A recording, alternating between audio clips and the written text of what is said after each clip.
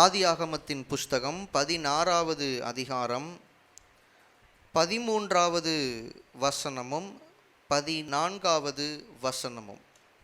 அப்பொழுது அவள், என்னை காண்பவரை நானும் இவ்விடத்தில் கண்டேன் அல்லவா என்று சொல்லி தன்னோடே பேசின கர்த்தருக்கு, நீர் என்னை காண்கிற தேவன் என்று பெயரிட்டாள். ஆகையால் அந்த துறவு பெயர் லகாய்ரோயி என்னப்பட்டது. எல்லாருமே சேர்ந்து இன்னொரு விஷயம் இந்த வசனங்களை வாசிக்க போகிறோம். சத்தத்தை உயர்த்தி இந்த வசனங்களை வாசிக்கணும், சரியா? அப்பொழுது அவள், என்னை காண்பவரை நானும் இவ்விடத்தில் கண்டேன் அல்லவா என்று சொல்லி தன்னோட பேசின கர்த்தருக்கு, நீர் என்னை காண்கிற தேவன் என்று பெயரிட்டாள். ஆகையால் அந்த துறவு பெயர் லகாய்ரோயி என்னப்பட்டது. ஹல்லேலூயா. இந்த செப்டம்பர் மாதத்திற்கென்று ஆண்டவருடைய வார்த்தைக்காக நான் ஆண்டவரிடத்தில் கேட்டபோது ஆண்டவர் எனக்கு இந்த ஒரு வார்த்தையை கொடுத்தார், லகாய்ரோயி. லகாய்ரோயி. இந்த மாதம் என்ன மாதம் அப்படின்னா, மற்றவங்களுக்கு தான் இது செப்டம்பர் மாதம், நமக்கு இது என்ன மாதம்? லகாய்ரோயி மாதம். ஒரு துறவு அண்டையில் ஆகார் நிற்கிறாங்க, ஒரு வனாந்திரமான ஒரு இடம். அந்த இடத்துல கர்த்தர் ஆகாரை சந்தித்ததுனால அந்த இடத்துக்கு, அந்த துறவுக்கு ஆகார் என்ன பேர் விடுறாங்க? லகாய்ரோயி. என்னை காண்பவரை நானும் இவ்விடத்தில் கண்டேன். இந்த செப்டம்பர் மாதத்தில் ஆண்டவர் இந்த லகாய்ரோயி அனுபவத்தை நம்ம எல்லாருக்கும் கொடுக்கணும்னு விரும்புகிறார். அவர் நம்மை காண்கிற தெய்வம். நம்மை காண்கிற தெய்வமாகிய அவரை நாம் காண்கிற மாதமாக இந்த மாதம் இருக்கட்டும். ஹல்லேலூயா, ஹல்லேலூயா. ஆகாரை ஆண்டவர் பார்த்துட்டே தான் இருந்தார். ஆகாரை அந்த இடத்துல வச்சு தான் ஆண்டவர் பார்த்தாருன்னு இல்லை. ஆனால் தன்னை காண்கிற தேவன் ஒருவர் இருக்கிறாருங்கிறத ஆகார் பார்த்தது எங்கே தான்? இந்த துறவண்டையில். இந்த லகாய்ரோயி அப்படிங்கிற அந்த வார்த்தையை நம்ம அப்படி தான் புரிஞ்சுக்கணும். நம்மை காண்கிற தேவனை நாம் காண்கிற இடம். இப்போ நம்ம வாசித்த வசனத்தில் லகாய்ரோயி ஆகாரை கர்த்தர் சந்தித்த இடத்தை குறிக்குது. இந்த வார்த்தையை இந்த மாதத்தில் வாசிக்கிற நமக்கு இந்த லகாய்ரோயி இந்த காலத்தை குறிக்கட்டும். நம்மை காண்கிற தேவனை நாம் சந்திக்கிற காலமாக இந்த காலம் இருக்கட்டும். பக்கத்தில் பார்த்து சொல்லுங்க, இந்த மாதம் உங்களுக்கு லகாய்ரோயி மாதமாக இருக்கட்டும் அப்படின்னு. இன்னொரு தடவை சொல்லுங்க. உலகத்துக்கு இந்த மாதம் என்ன மாதம்? ஆனால் நமக்கு இந்த மாதம் என்ன மாதம்? நல்ல சத்தமாக சொல்லுங்க, இன்னும் சத்தமாக சொல்லுங்க. லகாய்ரோயி மாதம். நம்மை காண்பவரை நாம் காண்கிற மாதம். ஆகாருடைய சூழ்நிலையை நம்ம கொஞ்சம் புரிஞ்சுக்கிட்டோம் அப்படின்னா இந்த வசனங்களை இன்னும் நம்ம பெட்டராக தியானிக்கிறதுக்கு அது உதவியாக இருக்கும். இந்த அதிகாரத்தினுடைய முதல் வசனத்தில் பாருங்கள், ஆபிராமுடைய மனைவியாகிய சாராய்க்கு பிள்ளை இல்லாமல் இருந்தது. எகிப்து தேசத்தாலாகிய ஆகார் என்னும் பேர் கொண்ட ஒரு அடிமை பெண் அவளுக்கு இருந்தாள். சாராய் ஆபிராமை நோக்கி, நான் பிள்ளை பெறாதபடிக்கு கர்த்தர் என் கர்ப்பத்தை அடைத்திருக்கிறார், என் அடிமை பெண்ணோடே சேரும், ஒருவேளை அவளால் என் வீடு கட்டப்படும் என்றாள். சாராயின் வார்த்தைக்கு ஆபிராம் செவி கொடுத்தான். ஆபிராம் கானான் தேசத்தில் 10 வருஷம் குடியிருந்த பின்பு ஆபிராமின் மனைவியாகிய சாராய் எகிப்து தேசத்தாலான தன் அடிமை பெண்ணாகிய ஆகாரை அழைத்து அவளை தன் புருஷனாகிய ஆபிராமுக்கு மறுமனையாட்டியாக கொடுத்தாள். இப்போது ஆகாருடைய இடத்துலேருந்து இந்த சம்பவத்தை நம்ம தியானிக்க போகிறோம். இதே வசனங்கள் நம்ம பல தடவை வாசிச்சிருப்போம், நம்ம பல தடவை சபையாக சேர்ந்து கூட தியானிச்சிருக்கிறோம்.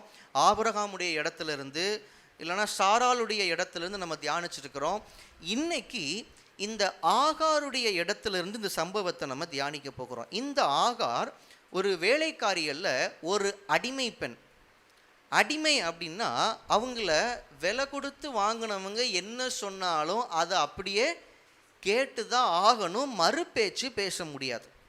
ஆபிரகாமுக்கு ஒரு தேவை வரும்போது, ஆபிரகாமுக்கும் சாராளுக்கும் பிள்ளைங்கிற தேவை வரும்போது, இந்த சாராளம்மா இப்போ அந்த ஆகாரை மறுமனையாட்டியும் ஆபிரகாமுக்கு கொடுக்குறாங்க. இப்போது ஆகார் ஆபிரகாம் கூட சேர்ந்த உடனே ஆகார் கர்ப்பம் தரிச்சிட்டாங்க. இந்த ஒரு உணர்வே சாராளுக்கு வருத்தத்தை கொடுத்துருக்கும். இதில் எரியிற தீயில எண்ணெயை ஊற்றுற மாதிரி இப்போ ஆகாரும் சாராளை எப்படி பார்க்குறாங்க? அற்பமாக பார்க்குறாங்க. இத்தனை வருஷம் என்னத்தை குடும்பம் நடத்துனீங்க, இவ்வளவு நாள் நீங்கள் ஆபிரகாம் கூட சேர்ந்து இருந்திருக்கீங்க, ஆனால் உங்ககிட்ட தான் பிரச்சனை இருந்திருக்கு. ஆனால் வர்றவங்க போகிறவங்களாம் ஆபிரகாமையும் சேர்த்துலாம் தப்பாக நினச்சிருக்கிறாங்க. ஆபிரகாமுக்கு குழந்தை இல்லை, ஆபிரகாம் கிட்டையும் ஏதோ பிரச்சனை இருக்குது, அப்படி தானே எல்லோரும் நினச்சிருப்பாங்க. இப்போ பார்த்தீங்களா, ஆபிரகாம்னால நான் கர்ப்பம் தரிச்சிட்டேன், அவங்கள அற்பமாக பார்க்குறாங்க. இது சாராளுக்கு ஒரு மனவேதனையை கொடுத்துருக்கும். இது குடும்பத்தில் ஒருத்தர் இப்படி பார்த்தாலே ரொம்ப வருத்தமாக இருக்கும். இவ ஒரு வேலைக்காரி கூட கிடையாது, ஒரு அடிமை. இந்த அடிமை எஜமானியை அற்பமாக பார்க்குறத எந்த எஜமானியும் ஏற்றுக்க முடியாது. சாராளுக்கு பயங்கர டென்ஷன். இவங்க நேராக ஆபிரகாம்கிட்ட போகிறாங்க. இந்த பொம்பளை பண்ணுற வேலையை பார்த்தீங்களா, நம்ம குடும்பம் அடுத்து வளரணும், நமக்கு சந்ததி வேணும்னு நாம் இவளை பயன்படுத்தினா இப்போ இவ என்னையவே அற்பமாக பார்க்குறா அப்படின்னு அவர்கிட்ட போய் கோவத்தில் கொப்பளிச்சுட்டுக்கிறாங்க. அந்த மனுஷனும் ஒரு சராசரி கணவன், அவருக்கு என்ன பண்ணுறதுன்னு தெரில. ஏம்மா அவள் வாங்கையில் இருக்கிறா, நீ அவளை என்ன பண்ணுமோ பண்ணுமா, என்னையை மட்டும் தயவுசெய்து இதிலிருந்து விட்டுரு. இது ஒரு டிப்பிக்கல் ஹஸ்பண்ட் மைண்ட் செட்டு. ஆகாருக்கு இப்போ சப்போர்ட்டு யாருமே இல்லை. ஆகார் ஆபிரகாமுடைய அடிமை கிடையாது. யாருக்கு அடிமை? சாராளுக்கு அடிமை. அப்படி சாராள் இவங்களை தப்பாக நடத்துனாங்கன்னா இவங்களுக்கு இருக்கிற ஒரே ஆதரவு யாரு தான்? ஆபிரகாம். ஆபிரகாம் இவங்க எஜமானியுடைய புருஷன் மட்டும் இல்லை, இப்போ இவங்க கருவில் சுமக்கிற அந்த குழந்தையினுடைய தகப்பன். இப்போது ஆகார் மேலே அக்கறை இல்லைனாலும் ஆகாருடைய கருவில் இருக்கிற அந்த குழந்தையின் மேலேயாவது ஆபிரகாமுக்கு என்ன இருந்திருக்கணும்? அக்கறை இருந்திருக்கணும். இதை நிச்சயமாக ஆகார் எதிர்பார்த்துருப்பாங்க. இப்போது நம்பி வந்த சாராலும் வில்லி மாதிரி மாறிட்டாங்க. இருக்கிற ஒரே ஆதரவு ஆபிரகாம். இப்போ அவர் என்ன பண்ணிட்டாரு? கை கழுவிட்டார். இப்போ ஆகாருக்கு சப்போர்ட்டுக்கு யாருமே இல்லை. ஆபிரகாமும் உதவி செய்கிற இடத்துல இல்லை, சாராலும் இவங்களை கடுமையாக நடத்துகிறாங்க. என்ன பண்ணுறது ஏது பண்ணுறதுன்னு தெரியாமல் இதுக்கு மேலே இந்த இடத்துல இருக்க முடியாது. இதுக்கு மேலே இந்த இடத்துல இருந்தோன்னா நம்ம பிள்ளைக்கு பிரச்சனை வந்துடக்கூடாது, நம்ம உயிருக்கு பிரச்சனை வந்துடக்கூடாது, இவ்வளவு பாரத்தை நம்மளால் தாங்க முடியாது, இவ்வளோ வேதனையை நம்மளால் தாங்க முடியாது, இங்கேருந்து கிளம்பி எப்படியாவது எஸ்கேப் ஆயிடுவோன்ட்டு ஆபிரகாமையும் சாராலையும் விட்டுட்டு இந்த அம்மா கிளம்பியாச்சு. இவங்க கிளம்பி வனாந்தரத்தில் அலைஞ்சு திரிஞ்சிட்ருக்குறாங்க. அப்போ அந்த இடத்துல ஒரு நீரூற்றை பார்க்குறாங்க, ஒரு துறவை பார்க்குறாங்க. அந்த துறவின் அருகில் அவங்க இருக்கிறாங்க. அவங்க எவ்வளவு நேரம் இல்லை எவ்வளவு காலம் அங்கே இருந்தாங்க நமக்கு தெரியாது. இப்போது அந்த துறவண்டையில் ஆகார் நிர்கதியாக நிற்கும் போது கர்த்தர் ஆகாரை சந்திப்பதற்காக வருகிறார். இந்த வசனங்களை நீங்கள் பாருங்கள். 9வது வசனம், 7வது வசனம். கர்த்தருடைய தூதனானவர் அவளை வனாந்தரத்திலே சூருக்கு போகிற வழி அருகே இருக்கிற நீரூற்றண்டையில் கண்டு, சாராயின் அடிமை பெண்ணாகிய ஆகாரே, எங்கே இருந்து வருகிறாய், எங்கே போகிறாய் என்று கேட்டார். இந்த 7வது வசனம் எப்படி ஆரம்பிக்குது? கர்த்தருடைய தூதனானவர். நான் வாக்குத்தத்த ஆராதனையிலே இதை பற்றி நான் பேசும்போது சொன்னேன். பழைய ஏற்பாட்டில் எங்கெல்லாம் கர்த்தருடைய தூதனானவர் அப்படிங்கிற அந்த வார்த்தை வருதோ அது யாரை குறிக்கிற வார்த்தை?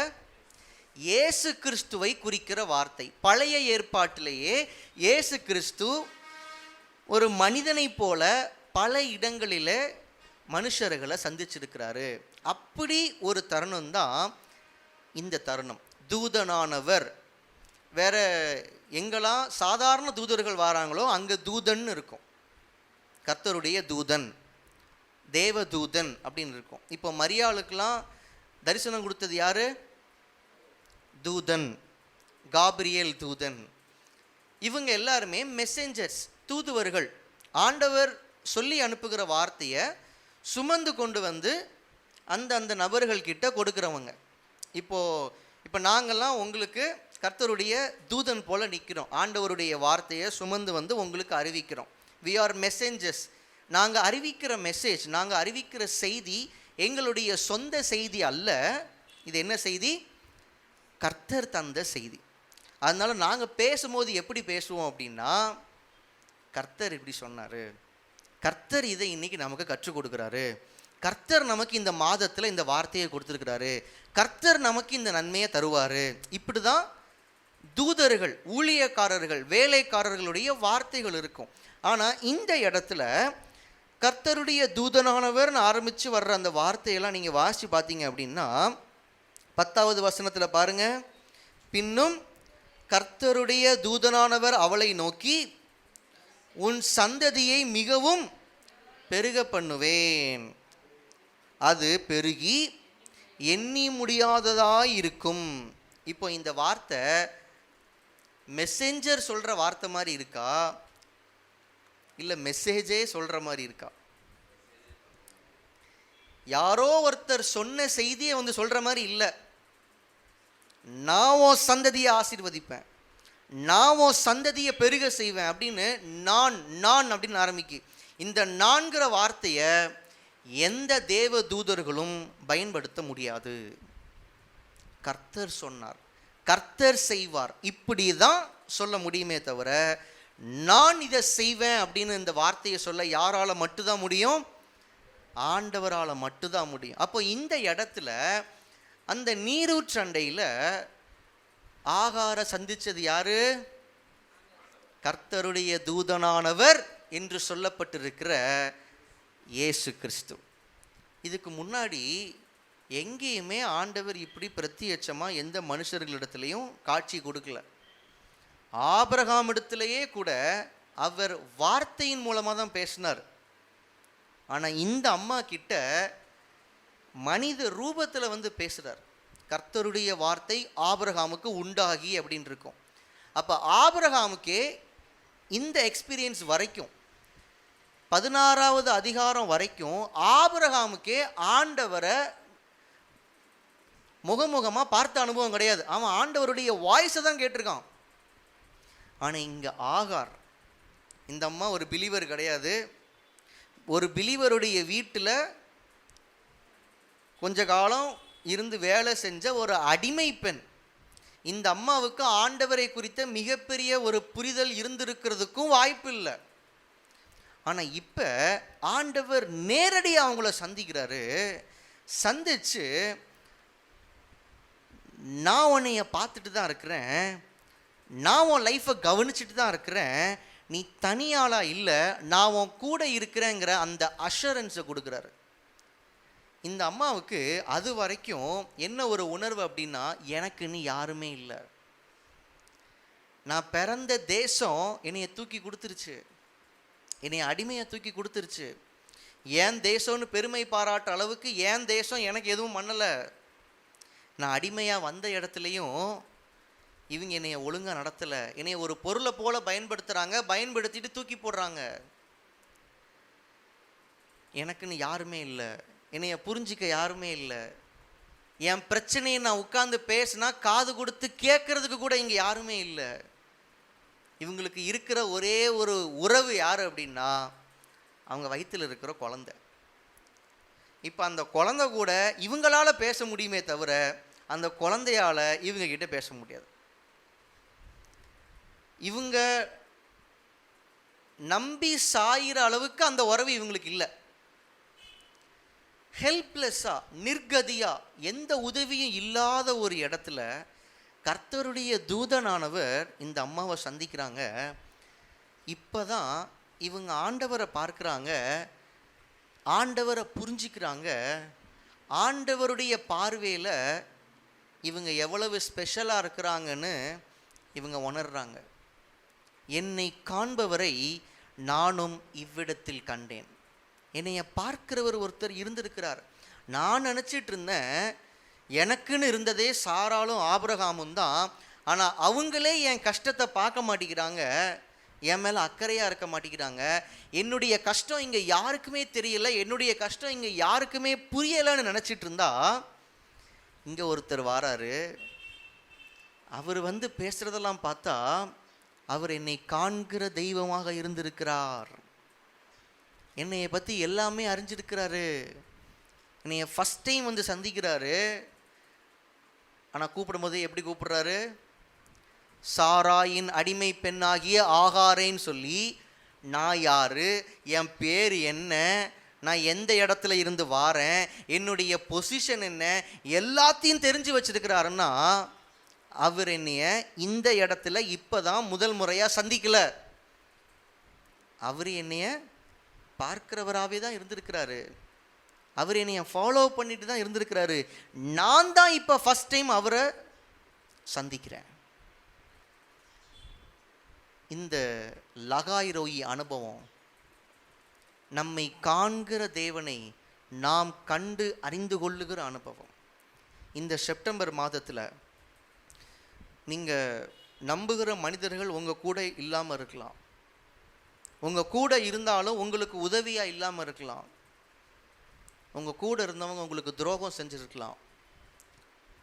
கூடவே இருந்தாலும் அவங்களாலேயே உங்களுக்கு உதவி செய்ய முடியாத அளவுக்கு அவங்களுடைய சூழ்நிலை இருக்கலாம். நீங்கள் உங்கள் சூழ்நிலையில், நீங்கள் உங்கள் சிச்சுவேஷனில் ஒரு வேளை தனியாக நிற்கிற மாதிரி இருக்கலாம். பட் ஆண்டவர் சொல்கிறாரு, அவர் உங்களை காண்கிறவர். அவர் உங்களை காண்கிறவர். He sees you. உங்களை பற்றி எல்லாம் அவருக்கு தெரியும். உங்கள் பிரச்சனை என்னன்னு அவருக்கு தெரியும். உங்கள் சூழ்நிலை என்னன்னு அவருக்கு தெரியும். உங்களுடைய பாசிட்டிவ்ஸும் அவருக்கு தெரியும், உங்களுடைய நெகட்டிவ்ஸும் அவருக்கு தெரியும். உங்ககிட்ட எந்தெந்த விஷயங்கள் பாசிட்டிவாக இருக்குன்னு அவருக்கு தெரியும். உங்களுக்கு எவ்வளவு திறமை இருக்குது, நீங்கள் எவ்வளவு நன்மை செஞ்சுருக்கிறீங்க, நீங்கள் எவ்வளவு உண்மையாக இருக்கிறீங்க, இதெல்லாம் அவருக்கு தெரியும். நீங்கள் உங்கள் வாழ்க்கையில் செய்த தவறுகளும் அவருக்கு தெரியும். ஆகார் மேலே தப்பே இல்லைன்னு சொல்ல முடியுமா? என்னைய சாரால் இவ்வளவு கொடுமைப்படுத்துகிறாங்க அப்படின்னு இந்த அம்மா கம்ப்ளைண்ட் பண்ணுறாங்கன்னு வச்சுக்குவோம். இப்போ நீங்கள் என்ன பண்ணுவீங்க? ஆகார கையோடு கூட்டிகிட்டு சாரால் கிட்ட ஒரு 2 வார்த்தை என்னன்னு கேட்போன்னு போவீங்க. இப்போ சாரால் அம்மா என்ன சொல்லுவாங்க?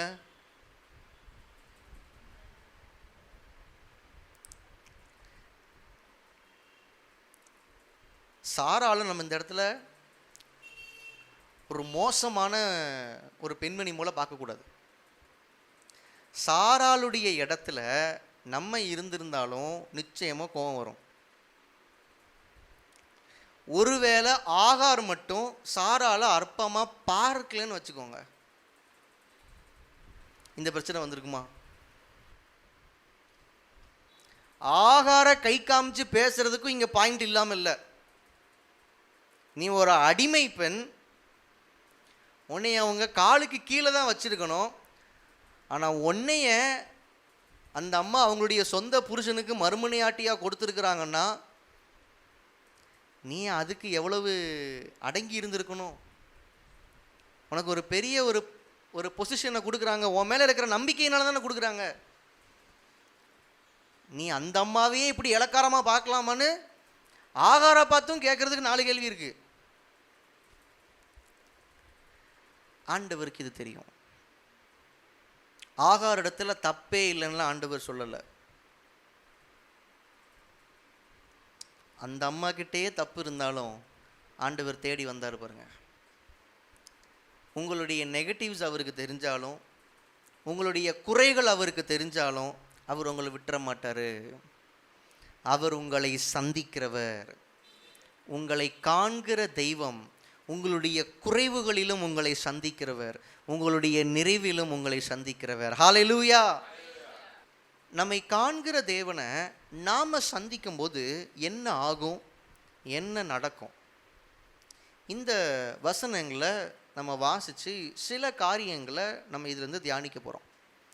நம்மளை காண்கிற தேவனை நாம் சந்திக்கிறதுனால நமக்கு என்ன நடக்கும்? இப்போது 7வது வசனத்திலிருந்து நம்ம மறுபடியும் வாசிக்கலாம். கர்த்தருடைய தூதனானவர் அவளை வனாந்தரத்திலே சூருக்கு போகிற வழியருகே இருக்கிற நீரூற்றண்டையில் கண்டு, சாராயின் அடிமை பெண்ணாகிய ஆகாரே, எங்கே இருந்து வருகிறாய், எங்கே போகிறாய் என்று கேட்டார். அவள், நான் என் நாச்சியாராகிய சாராயை விட்டு ஓடிப்போகிறேன் என்றாள். ஆண்டவர் ஆகாரை பார்க்குறாங்க. ஆகாருக்கு தான் ஆண்டவர் ஃபஸ்ட் டைமை தவிர ஆண்டவருக்கு ஆகார் ஃபஸ்ட் டைம் இல்லை. இவங்களை பற்றி எல்லா டீட்டெயில்ஸும் ஆண்டவருக்கு தெரிஞ்சிருக்கு. இவங்க பேர் தெரிஞ்சிருக்கு, இவங்க யாருடைய அடிமை பெண்ணுங்கிறது முதற்கொண்டு தெரிஞ்சிருக்கு. இப்போது கூப்பிடும் போதே ஆண்டவர் எப்படி கூப்பிடுறாரு? சாராயின் அடிமை பெண்ணாகிய ஆகாரே. அடுத்த வார்த்தை என்ன சொல்கிறாரு? எங்கே இருந்து வருகிறாய், எங்கே போகிறாய். இவ பேரையும் ஊரையும் இவளுடைய பொசிஷனையும் இவ எஜமானி அம்மா பேரையும் தெரிஞ்சிருக்கிற ஆண்டவருக்கு இவ எங்கேருந்து வாரான்னு தெரியாமல இருந்திருக்க போது. ஆண்டவர் இந்த கேள்வியை கேட்டதுக்கு காரணம், இந்த அம்மா எங்கே இருந்து வருது எங்கே போகுதுங்கிறது ஆண்டவருக்கு தெரியாததுனால இல்லை, ஆகாருக்கு தெரியாததுனால. நம்மை காண்கிறவரை நாம் காணும்போது, நாம் அவரை சந்திக்கும் போது நடக்கிற முதல் காரியம் என்ன அப்படின்னா, நாம் யார் என்பதையும், நாம் இருக்கிற இடம் என்ன என்பதையும், நாம் போகிற பாதை இன்னது என்பதையும் அவர் நமக்கு உணர்த்துவார். ஆண்டவர் அந்த அம்மாவை சந்தித்த உடனே அவர் கேட்குற முதல் கேள்வி, நீ எங்கேருந்து வர, நீ எங்கே போகிற.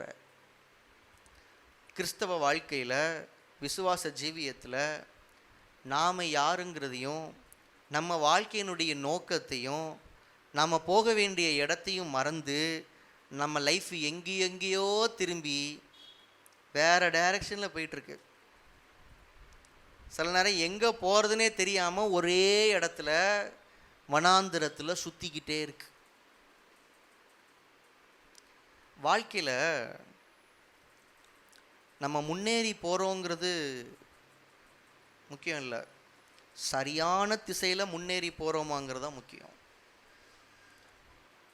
வாழ்க்கை போகிற போக்கில் வேகமாக போயிட்டே இருக்கிறோம் பிரதர். சரி, எங்கே போயிட்டுருக்கீங்க? அதான் தெரில பிரதர், எங்கேயோ போயிட்டுருக்கேன், வேகமாக போயிட்டுருக்கேன். எதுக்கு வாழ்கிறீங்க? உங்கள் லைஃபுடைய பர்பஸ் என்ன, உங்கள் வாழ்க்கையினுடைய நோக்கம் என்ன, அது தெரியாமல் தானே சுற்றிட்டு இருக்கேன். ஆண்டவர் உங்களை சந்திக்கிறாருன்னா, உங்கள் லைஃப் இப்போ எந்த இடத்துல இருக்குது, உங்கள் லைஃப் எங்கே ஆரம்பிச்சுது, உங்கள் லைஃப் போய் சேர வேண்டிய திசை எது, ஆனால் நீங்கள் இப்போ போயிட்டுருக்கிற திசை எது, இது எல்லாத்தையும் உங்களுக்கு உணர்த்துவார். அவருடைய அந்த ஒரு சந்திப்பு நீங்கள் யார் என்பதை உங்களுக்கு உணர்த்தும். அது ஒரு கண்ணாடி மாதிரி. நம்ம கண்ணாடியில் நம்ம முகத்தை பார்க்கும்போது நம்ம முகத்தில் என்ன இருக்கோ அது காமிச்சு கொடுக்குதில்ல. நம்ம முகத்தில் வலது பக்கம் ஒரு பரு இருந்தால் கண்ணாடியில் பார்க்கும்போதும் அது தெரியுது. நம்ம தலையை சீவும் போது 2 முடி மட்டும் இப்படி நிற்குதுன்னு வைங்க, கண்ணாடியில் பார்க்கும்போது இங்கே இருக்கிறத அது அங்கே காமிக்கும். பார்த்தவொன்னே என்ன பண்ணுறோம், இது என்ன தனியாக நின்றுட்டுருக்கு அப்படின்னு நம்மளே. ஸோ நம்மக்கிட்ட என்ன பிரச்சனை இருக்குது, எதை சரி செய்யணும், இதை நமக்கு வெளிப்படுத்துறது தான் கண்ணாடி. ஆண்டவரோடு கூட இருக்கிற அந்த சந்திப்பு, ஆண்டவர் நம்ம சந்திக்கும்போது அந்த எக்ஸ்பீரியன்ஸும் ஒரு கண்ணாடி மாதிரி. அவர் நம்மளை உட்காந்து சிந்திக்க வைப்பார். எல்லாத்தையுமே அவரே சொல்ல மாட்டார், சில நேரம் சில கேள்வியை கேட்பார். அந்த கேள்வியின் மேலே நம்மளை யோசிக்க வைப்பார், நம்மளை நிதானித்து பார்க்க வைப்பார். நாம் யார், நம்ம லைஃப் எங்கே துவங்குச்சு, நம்ம இப்போ எங்கே இருக்கிறோம், நம்ம இப்போ இங்கே என்ன பண்ணிகிட்ருக்குறோம், நம்ம லைஃப் எதை நோக்கி போகுது? யோசிச்சு பார்த்தா நிறையா நேரத்தில் நம்ம வாழ்க்கை பணத்தை நோக்கி போகுது, புகழை நோக்கி போகுது, இல்லை யாரோ ஒருவரிடத்துல நம்மளை நிரூபிக்கணுங்கிற அந்த ஒரு இடத்தை நோக்கி போகுது. நம்முடைய லைஃப் டைரக்ஷனை யார் யாரெல்லாமோ அவங்களுடைய விருப்பம் போல திருப்பி இருக்கிறாங்க. ஒருத்தர் நம்மளை பார்த்து ஒன்று சேலஞ்ச் பண்ணிட்டா போதும், அவங்களுக்கு நம்மளை ப்ரூவ் பண்ணுறது தான் நம்ம லெக்க வைப்போம். அன்னையிலேருந்து நம்முடைய ஆசை, நம்முடைய ஜெபம், நம்முடைய உழைப்பு, நம்முடைய முயற்சி அந்த லெக்கை அடைவதே. நம்மளால் இதை செய்ய முடியாதுன்னு ஒருத்தர் சொல்லிட்டா போதும், இதை செஞ்சு காமிக்கிறேன். யாராவது ஒருத்தர் நம்மளை ரொம்ப கேவலமாக பார்த்துட்டாங்க, அற்பமாக பார்த்துட்டாங்க அப்படின்னா அவங்கள விட உயரணுங்கிறது நம்முடைய லெக்கா மாறிடுது. அதுக்காகவே ரொம்ப தீவிரமாக முயற்சி எடுக்கிறோம், பிரயாசப்படுறோம். நம்முடைய வாழ்க்கையின் நோக்கம் என்ன? நம்முடைய வாழ்க்கையில் இப்போ நாம் எங்கே இருக்கிறோம்? நம்ம லைஃப் எதை நோக்கி போயிட்டுருக்கு? ஆண்டவர் இதை இன்னைக்கு கேட்குறாரு. ஆகாரே, எங்கே இருந்து வருகிறாய், எங்கே போகிறாய்? ஆகாருடைய பதிலை பாருங்க, 8வது வசனத்தின் 2வது பகுதி. அவள், நான் என் நாச்சியாராகிய சாராயை விட்டு, என் லைஃபுக்கு ஒரு நோக்கம் கொடுக்கப்பட்டது, அது சாராளுடைய அடிமை பெண்ணாக இருக்கும்படிக்கு எனக்கு நோக்கம் கொடுக்கப்பட்டது. எனக்கு கொடுக்கப்பட்ட லைஃப் அதுதான், எனக்கு கொடுக்கப்பட்ட மிஷன் அதுதான். நான் இவ்வளவு நாள் அங்கே தான் இருந்தேன், எனக்கு கொடுக்கப்பட்ட வேலையை சரியாக செஞ்சுட்டு இருந்தேன். இப்போ நான் அங்கேருந்து கிளம்பி எங்கேயோ போகணுன்னு நினச்சிட்டு இந்த பக்கமாக வந்தேன், இப்போ எங்கே போகிறதுன்னு தெரில. அதை ஆண்டவர் ரியலைஸ் பண்ண வைக்கிறார். இன்னைக்கு உங்கள் வாழ்க்கையினுடைய திசையை தொலைச்சிட்டு சம்பந்தம் இல்லாத ஒரு இடத்துல நீங்கள் ஒருவேளை சுற்றிட்டு இருக்கிறீங்கன்னா, அல்லது தவறான ஒரு பாதையில் தவறான திசையில் நீங்கள் பயணம் பண்ணி போயிட்டுருக்கிறீங்க அப்படின்னா, கர்த்தர் உங்களை சந்தித்து நீங்கள் யார் என்பதை, அவர் உங்களுக்கு கொடுத்திருக்கிற இடம் என்ன என்பதை, நீங்கள் போக வேண்டிய இடம் என்னது என்பதை உங்களுக்கு உணர்த்துகிற ஒரு சந்திப்பாக இந்த லகாயிரோயி உங்களுக்கு இருக்கட்டும். ஹல்லேலூயா, ஹல்லேலூயா. 2வது ஒரு காரியம் பாருங்க, கர்த்தர் நம்மை சந்திக்கும் போது நடக்கிற ஒரு காரியம் 9வது வசனத்தில், அப்பொழுது கர்த்தருடைய தூதனானவர், நீ உன் நாச்சியார் அண்டைக்கு திரும்பி போய் அவள் கையின் கீழ் அடங்கி இரு என்றார்.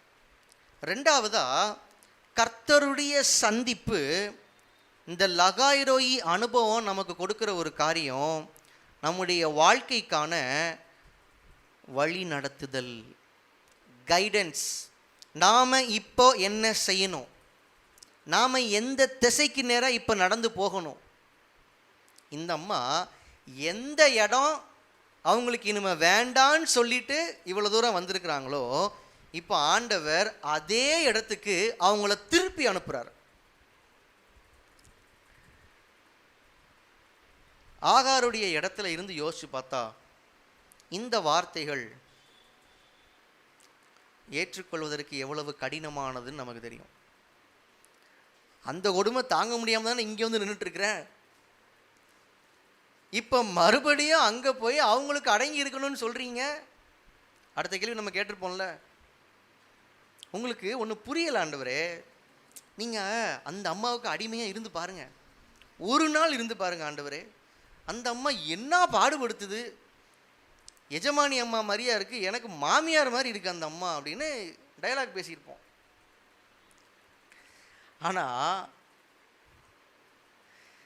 ஆகாரிடத்தில் ஆண்டவர் சொன்ன வார்த்தை, ஆகார் மேலே ஆண்டவர் வைத்திருந்த அன்பின் நிமித்தம் வந்த ஆலோசனையின் வார்த்தை. இது அந்த அம்மா கேட்ச் பண்ணிக்கிட்டாங்க, மறு பேச்சு பேசலையே. ஆண்டவருடைய வார்த்தைக்கு கீழ்ப்படிஞ்சு அப்படியே திரும்பி சாராள் கிட்ட போயிட்டாங்களே. இதுதான் ரட்சிக்கப்பட்டு பல வருஷம் ஆன விசுவாசிக்கும் முதல் முறையாக கர்த்தரை சந்திக்கிற ஒரு விசுவாசிக்கும் இருக்கிற வித்தியாசம். ஒரு நியூ பிலீவர் என்ன பண்ணுவாங்க, ஆண்டவர் ஒரு வார்த்தையை பேசுகிறாரா, ஐயா கர்த்தருடைய வார்த்தைக்கு பயபக்தியோட கீழ்ப்படியணும்ல, நான் அந்த வார்த்தையை ஏற்றுக்கிறேன்யா, அப்படியே செய்கிறேன்யா அப்படிம்பாங்க. ரட்சிக்கப்பட்டு கொஞ்சம் அனுபவசாலியான விசுவாசி என்ன பண்ணுவாங்க, நான் ஏன் இப்போ பின்னாடி போகணும், அங்கேருந்து கிளம்பும் போதே இப்போ ஆண்டவர் தடுத்திருக்க வேண்டியதானே, கேட்க மாட்டோன்னு நினைக்கிறீங்க. இப்போ நான் கேட்டதை விட நீங்கள் பெட்டராகவே கேட்பீங்க. ஆகார் அவங்க வாழ்க்கையில் ஒரு தவறான முடிவு எடுத்துட்டாங்க. சாராளை விட்டு ஓடி போகணுங்கிற ஒரு தவறான முடிவு எடுத்துட்டாங்க. அந்த தவறான முடிவில் அவங்க தொடர்ந்து போகக்கூடாதுன்னு ஆண்டவர் குறுக்கிட்டு ஸ்டாப் பண்ணுறாரு பாருங்க.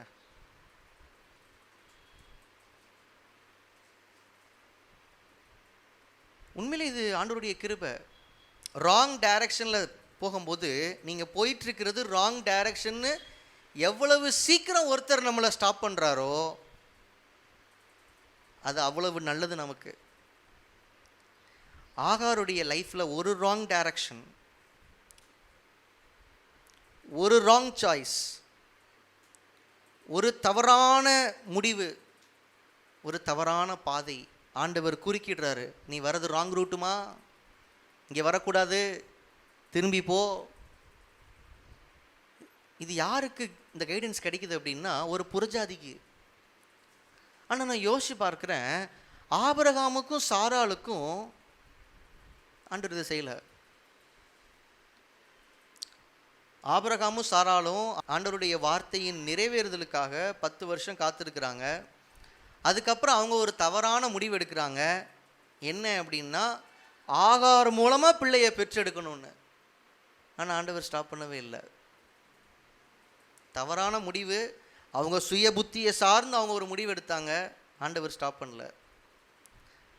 ஆனால் ஆகார் மேலே ஆண்டவர் கிருபை உள்ளவராக இருந்தார். ஒரு ராங் டிசிஷன் அவங்க எடுக்கும்போது, ராங் டைரக்ஷனில் ட்ராவல் பண்ணும்போது, இது தவறு, இது வேண்டாம் அப்படின்னு ஆண்டவர் ஸ்டாப் பண்ணுறாரு. நிறைய நேரத்தில் நம்ம ஒரு பாதையில் போயிட்டுருக்கும்போது இது வேண்டாம் அப்படின்னு ஆண்டவர் சொல்லும்போது நமக்கு ரொம்ப கஷ்டமாக இருக்கும். ஆனால் நம்ம புரிந்து கொள்ள வேண்டிய ஒரு காரியம், நம்ம ரொம்ப விருப்பப்பட்டு நாமளே ஒரு முடிவெடுத்து ஒரு டிசிஷனில் ட்ராவல் பண்ணும்போது ஆண்டவர் வேண்டான்னு சொல்கிறாருனாலே அவர் நம்ம மேலே ரொம்ப கிருபையாக இருக்கிறாருன்னு அர்த்தம். சாராளுக்கு ஆபிரகாமுக்கு இந்த பாக்கியம் கிடைக்கல. தப்பாக ஒரு முடிவு எடுக்கும்போது சாராலும் ஆபிரகாமும் டிஸ்கஸ் பண்ணுறாங்கல்ல, என்னால் தான் உங்களுக்கு பிள்ளையை பெற்றெடுத்து கொடுக்க முடியல, நம்ம ஒன்று பண்ணுவோம், நம்முடைய அடிமை பெண்ணாகிய ஆகாருடைய கர்ப்பத்தை நமக்கு பயன்படுத்துவோன்னு டிஸ்கஸ் பண்ணிவிட்டு கூடாரத்தை விட்டு வெளியே வரும்போதே கர்த்தருடைய வார்த்தை ஆபிரகாமுக்கு உண்டாகின்னு வந்திருந்தால் 2 பேரும் அந்த ராங் டைரக்ஷனில் போயிருக்க மாட்டாங்க. ஆனால் அவங்களுக்கு கிடைக்காத ஒரு எக்ஸ்பீரியன்ஸ் ஆகாருக்கு லகாய்ரோயி அனுபவத்தில் கிடைக்குது. இந்த மாதம் ஆண்டவர் உங்களை சந்தித்து உங்களை கைட் பண்ணும்போது சில நேரம் நீங்கள் ரொம்ப விரும்புகிற பாதை வேண்டான்னு அங்கே ஒரு செக் போஸ்ட்டை போட்டு உங்களை மடக்குவார். ஏன் ஆண்டவரே, எனக்கு இது பிடித்திருக்கிறது ஆண்டவரே, எனக்கு இதை தாரும் ஆண்டவரேன்னு கூட ஒரு 3 நாள் உபவாசம் போட்டு அங்கேயே முழங்கால் போட்டுறக்கூடாது. என்ன பண்ணணும், உடனே அப்படியே ஆண்டவரே நீங்கள் சொன்னால் சரியாக தான் இருக்கும் ஆண்டவரேன்னு சொல்லி அப்படியே நம்ம டைரக்ஷனை திருப்பிடணும். கர்த்தருடைய நடத்துதலுக்கு கீழ்ப்படுகிற இருதயம் நமக்கு வேணும். கர்த்தர் அடைத்த பாதை நமக்கு வேண்டாம் அப்படிங்கிற இருதயம் நமக்கு வேணும். கர்த்தர் ஒரு கதவை சும்மா ஒன்றும் அடைக்க மாட்டார். உங்களுக்கு முன்பாக கதவுகள் அடைக்கப்பட்டு இருக்கிறது என்றால் ஏதோ ஒரு காரணத்திற்காக கர்த்தர் அந்த கதவை அடைத்து வைத்திருக்கிறார். சரியான காலம் வரும்போது கர்த்தர் அந்த கதவை திறப்பார்.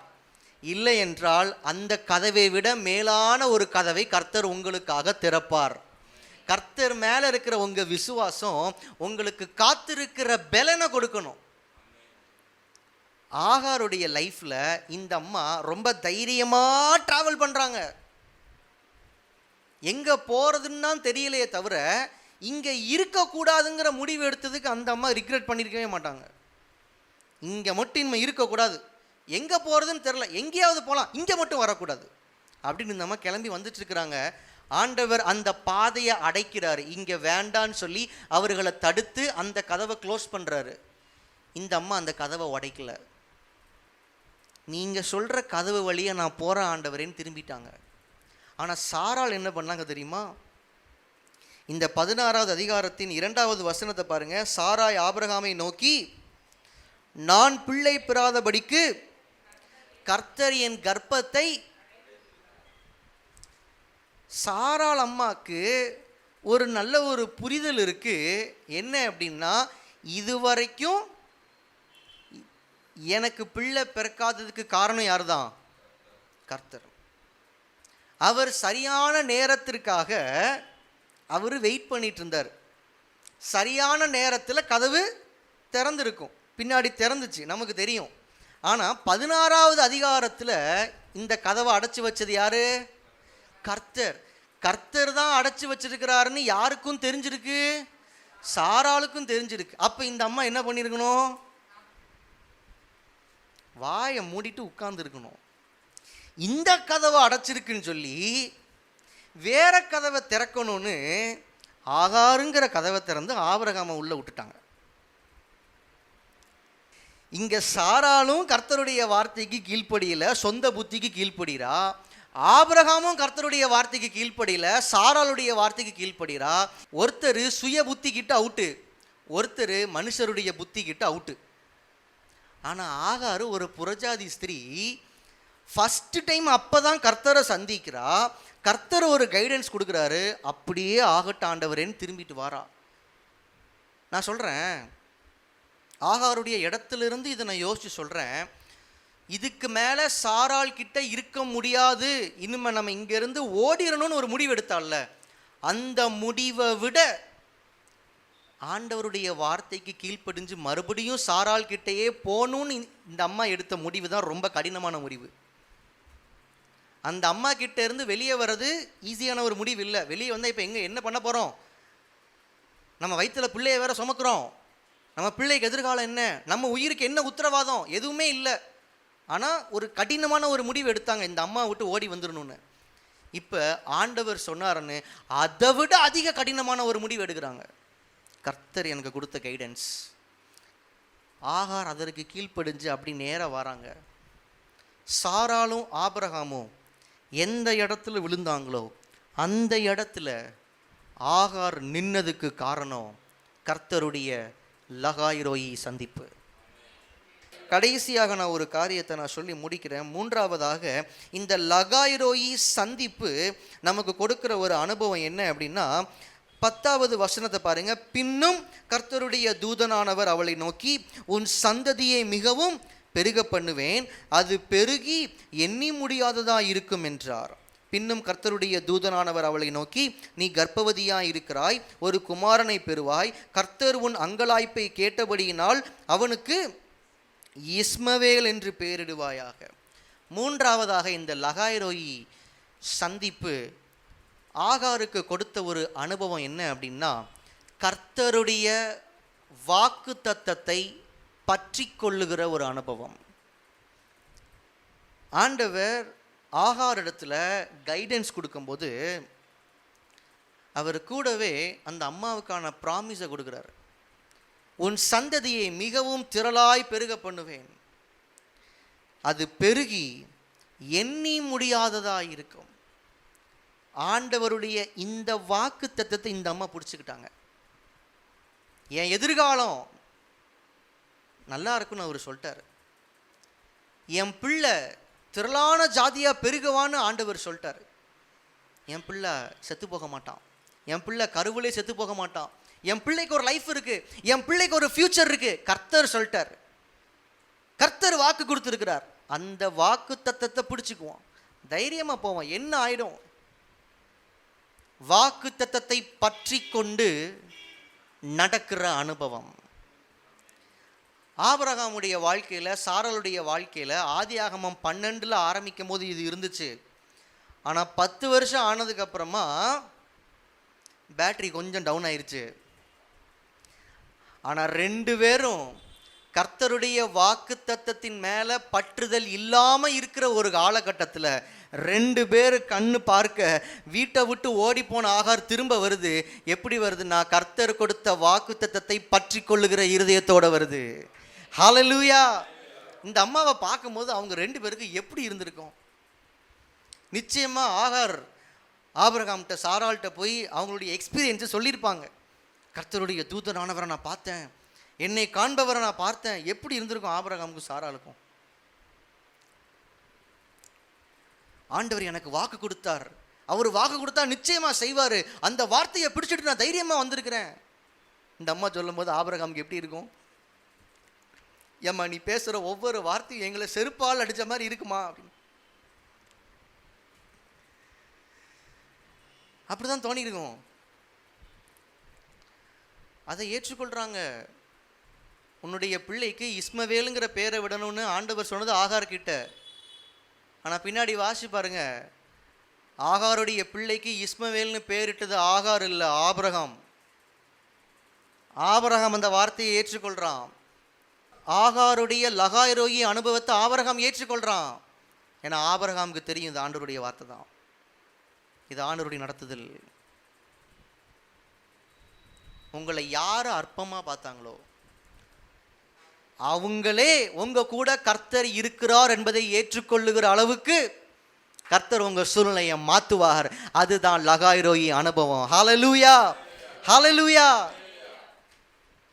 எந்த இடத்துல இந்த அம்மா பயந்து இங்கே இருக்க முடியாது, இனிமே இங்கே இருக்க முடியாதுன்னு பயந்து ஓடினாங்களோ அதே இடத்துக்கு கர்த்தருடைய வார்த்தையை பிடித்து கொண்டு சந்தோஷமாக வராங்க, தைரியமாக வராங்க. அதுக்கப்புறம் சாராள் இவங்களை ரொம்ப நைஸாக ட்ரீட் பண்ணாங்கன்னு நமக்கு தெரியாது.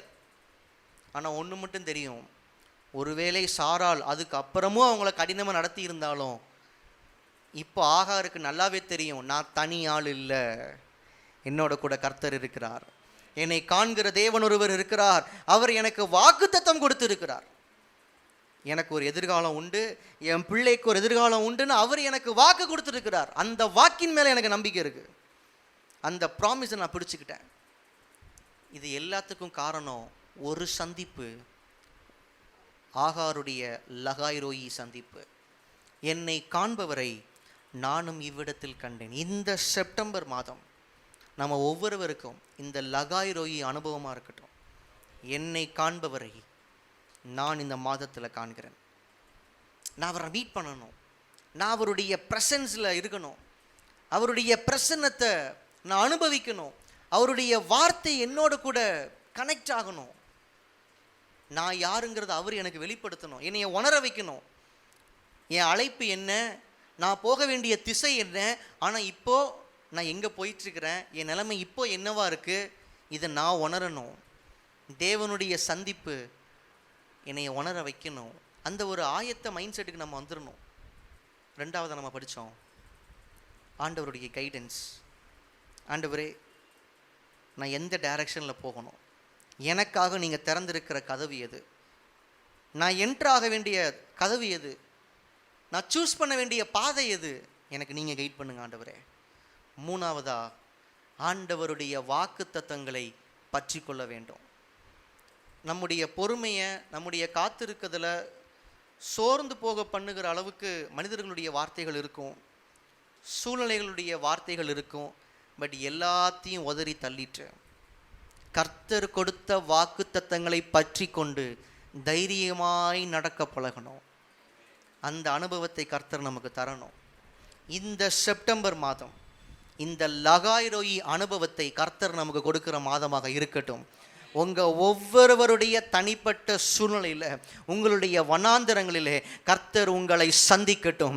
உங்களை காண்பவரை நீங்கள் காண்கிற மாதமாக இந்த மாதம் இருக்கட்டும். ஹல்லேலூயா, ஹல்லேலூயா.